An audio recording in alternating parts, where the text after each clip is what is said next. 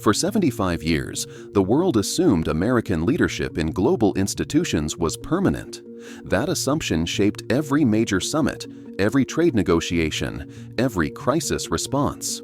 The G20, the IMF, the World Bank, all were built on the belief that America would always show up. This week, that belief collapses in real time. On November 22nd and 23rd, 2025, the G20 summit begins in Johannesburg, South Africa, the first G20 ever held on African soil. A historic moment, a symbolic moment, a moment where the world's biggest economies gather to set direction for the next decade, and the President of the United States will not be there. Donald Trump is boycotting the single most important economic forum on the planet at the exact moment his tariff war has destabilized global markets. While he withdraws, Canadian Prime Minister Mark Carney arrives in Johannesburg straight from Abu Dhabi, carrying new investment deals and new partnerships that signal a completely different future. Before we continue, if you support responsible Canadian leadership on the world stage, take 1 second to subscribe to Maple States.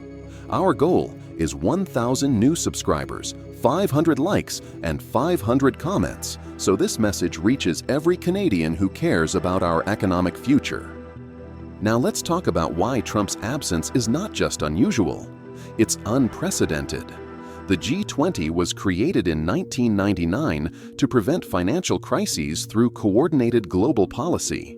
After the 2008 collapse, it became the main forum where world leaders negotiated economic stability, and for every single summit since 2008, American presidents attended, shaped outcomes, issued declarations, and influenced global direction. Trump is the first to break that pattern entirely.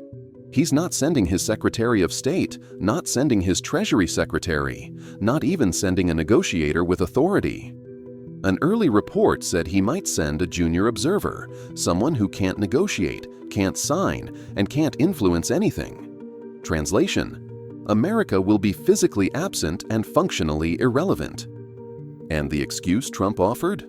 He claims South Africa is running anti-white racist policies, a claim rejected by virtually every major government. South Africa is a multiracial democracy with real challenges, yes, but Trump's accusation is widely viewed as an attempt to dodge the summit where 19 major economies will discuss coordinated responses to his tariff attacks. He's not avoiding Africa. He's avoiding accountability. Think about the consequences. The G20 represents 85% of global GDP, 75% of global trade, and 2/3 of humanity. These are not secondary economies. These are the nations that decide the rules of the global system.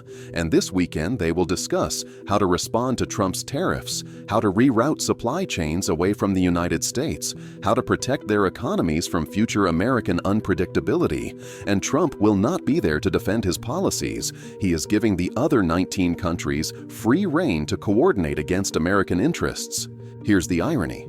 Trump thinks boycotting gives him leverage, as if withholding American presence will force others to come begging for U.S. leadership. But absence does not create leverage. It creates alternatives. When you don't show up, the world learns it can function without you. That is exactly what is happening. And this is where Mark Carney steps into the vacuum. Since March 2025, Carney has been building a network of partnerships designed to make Canada economically independent from American coercion: the UK trade surge, the EU Defence Pact, the UAE investment deal signed days ago, the Australia Arctic Radar Partnership.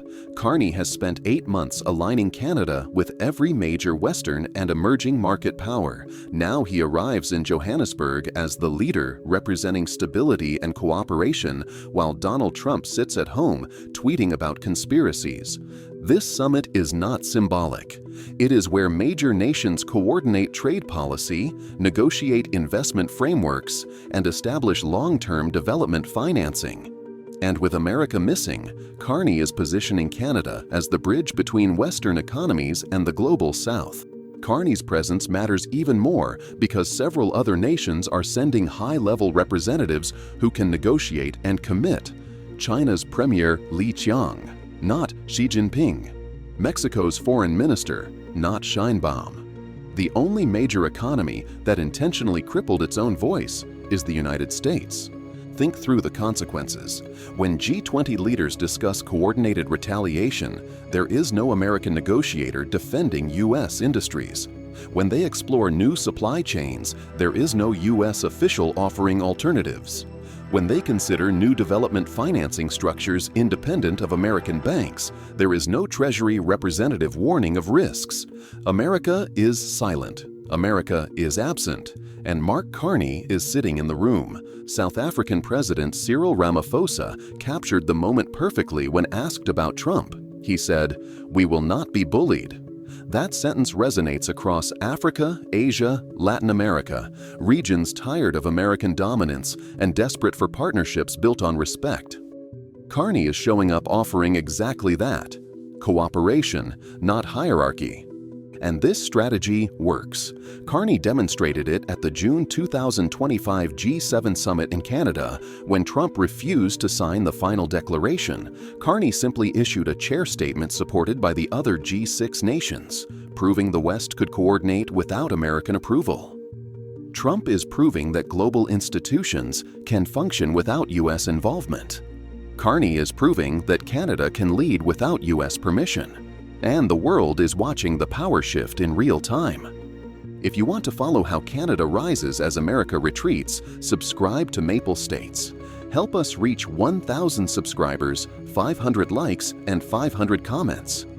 This moment shapes the next decade, and Canadians deserve to understand the new world we're walking